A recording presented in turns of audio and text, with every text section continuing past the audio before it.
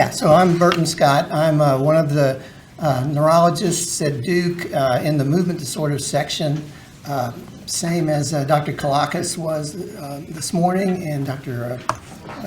Bakari Parlik is in our group as well. Dr. Stacy used to be at Duke too. He was the chief of movement disorders a few years ago before he moved to another location. But anyway, so I'm going to talk with you about oral medicines in blepharospasm in 9 minutes or so.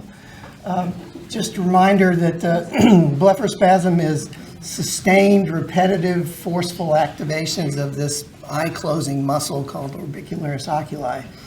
And that, as was discussed earlier, the spasms can involve more than just the eyes, but can involve other portions of the face and be termed a type of dystonia with a different name, like a craniofacial dystonia, sort of naming the parts of the body that are affected. Dystonia being, as you know, a brain illness that where the brain is basically telling the muscles to contract inappropriately. And the treatments, the mainstay treatments that you folks know so well, the botulinum toxin injections, are treating the sort of the end result. The brain's sending a signal to muscles, causing them to contract, and we're treating those muscles with botulinum toxin injections. But there's also oral medicines that are used for dystonias of various kinds, including blepharospasm. And so we'll talk about those a little bit. As you know, your blepharospasm is and can be worsened by stimuli like bright light, wind, and it can be disabling, can interfere with doing things that you want to do with living your lives the way you want to live them. My own situation, so I've been at Duke since the mid-1990s, and just picking out 20 years during that time, looked at my database, and I've seen some 58 patients with blepharospasm, many combined with other sorts of craniofacial dystonias, some with some other conditions like essential tremor, even a patient with Huntington's disease that had a blepharospasm. In my own clinic, it broke down to, of those 58 patients, 36 female, 22 male. And most folks are treated as you folks are, with botulinum toxins of one flavor or another, mostly the Allergan product. But in my own clinic, the breakdown of the ages of patients when they came to see me was somewhere in their 40s to their 70s. Now, a lot of patients come to clinic and they wear funny T-shirts, and this particular shirt was somewhat ironic. It says, "Remember when I asked for your opinion? Me neither."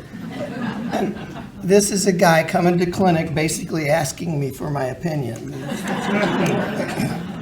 So as far as oral medications in blepharospasm, it's important, as I've already stated, botulinum toxin is the mainstay treatment. It's certainly the one that's used the most effective.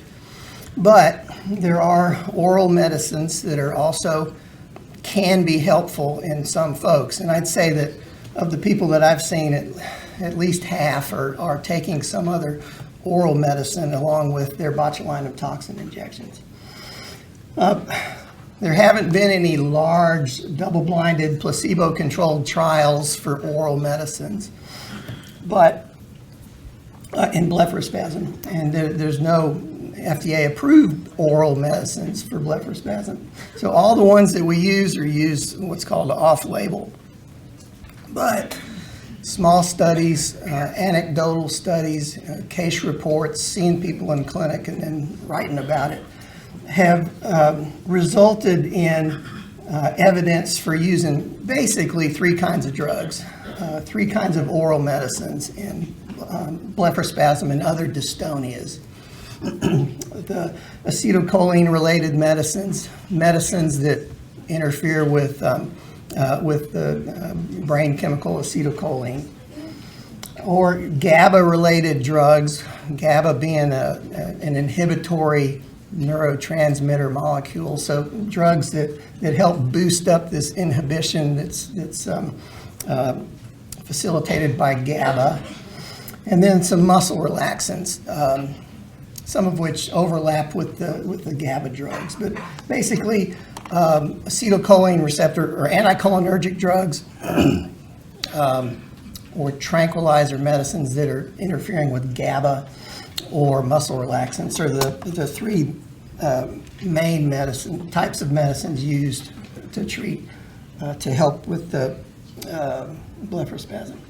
So just speaking about the anticholinergics first. So anticholinergic medicines, they block a particular kind of what's called acetylcholine receptors in the brain, the kind that are further described as muscarinic acetylcholine receptors. The muscarine coming from discovered from a particular kind of poisonous mushroom that the scientists identified. But the important part of that for this talk is that these drugs that block muscarinic acetylcholine receptors in the brain, the two main ones available are easily available is trihexyphenidyl and benztropine. Anticholinergic drugs in general cause a list of side effects, which is one of the reasons that we don't use them so much as more effective treatments like botulinum toxin. But and those anticholinergic side effects include what's listed here: memory loss, some confusion. These are reversible things but dry mouth is a common side effect of anticholinergic medicines. If you're constipated, these drugs can make you more constipated. More for men, you have some urinary retention problems, and then blurry vision is pretty common for this. All these things, it basically leads to any kind of oral medicine you take for a dystonia. You start with a small dose and you gradually build it up. And then if you're having side effects that are bothersome, then you got to cut back on the dose again.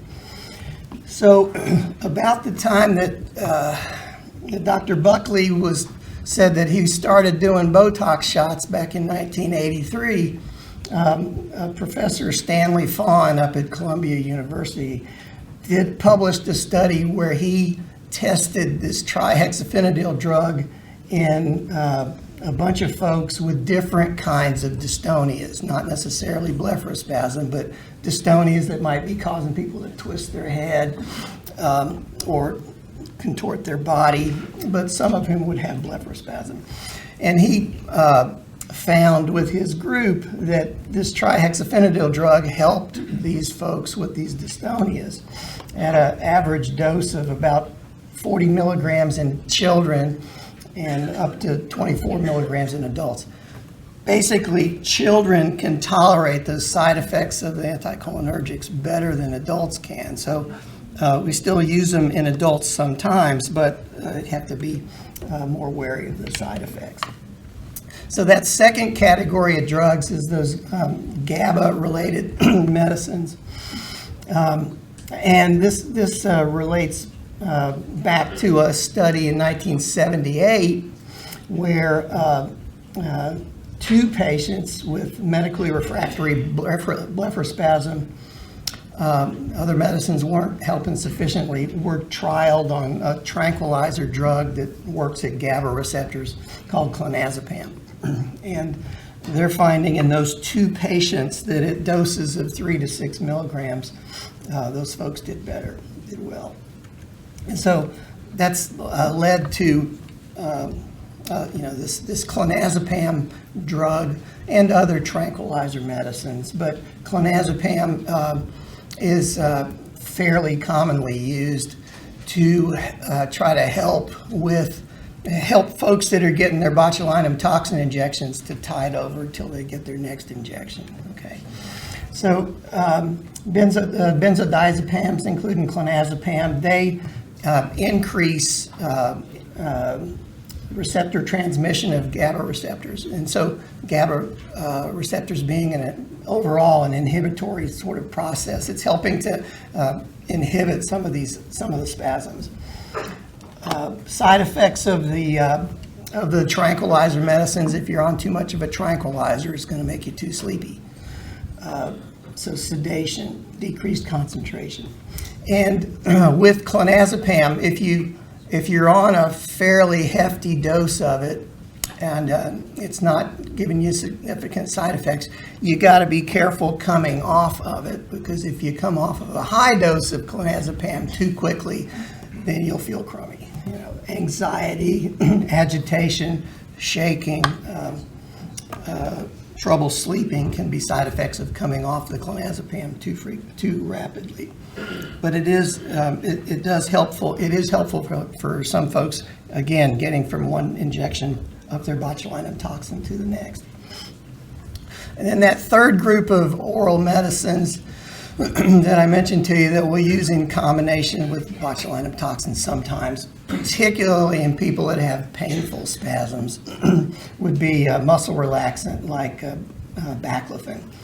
Baclofen is a muscle relaxant. It does have effects at GABA receptors as well, just like clonazepam does, but not as sedating as the clonazepam is.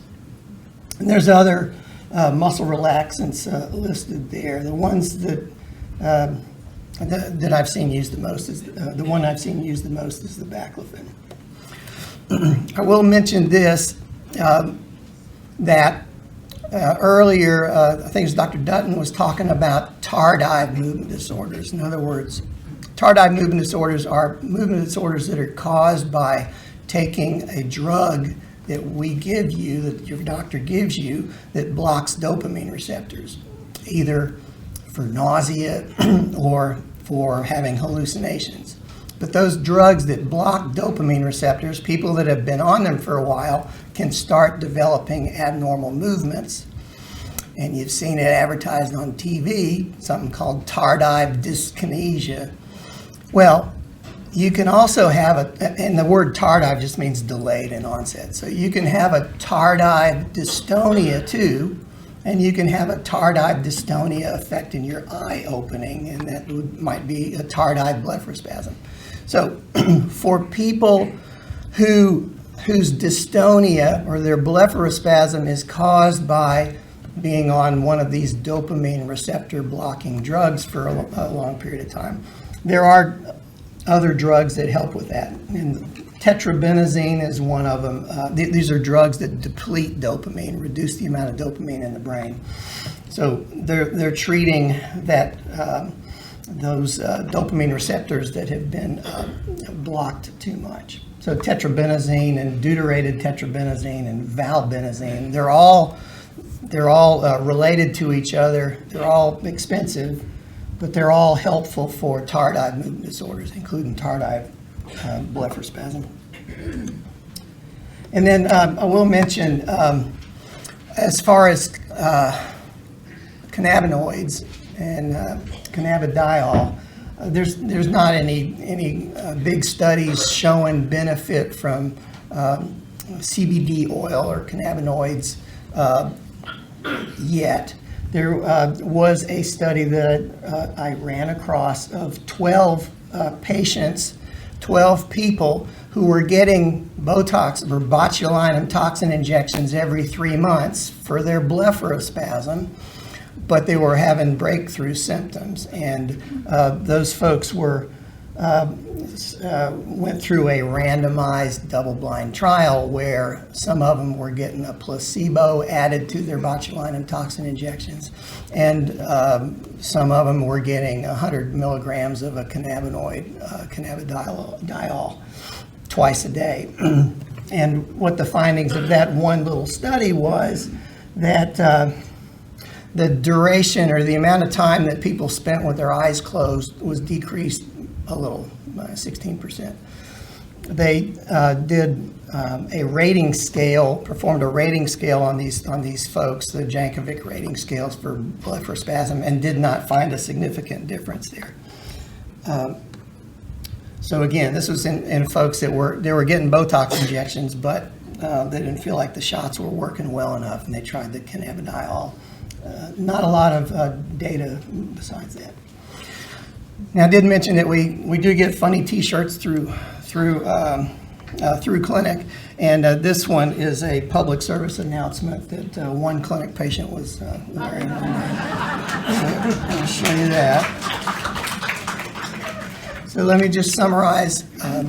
Again, botulinum toxin injections are the mainstay treatment for blepharospasm.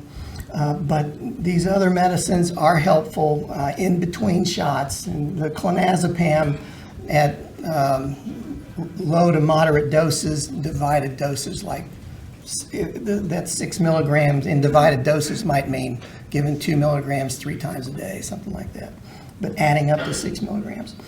The anticholinergics like trihexafenadil in a dose of 5 to 40 milligrams in divided doses. Perhaps baclofen, a muscle relaxant, 5 to 40 milligrams in divided doses. CBD oil, not much information there, but it may help some combined with botulinum toxin. Thanks very much.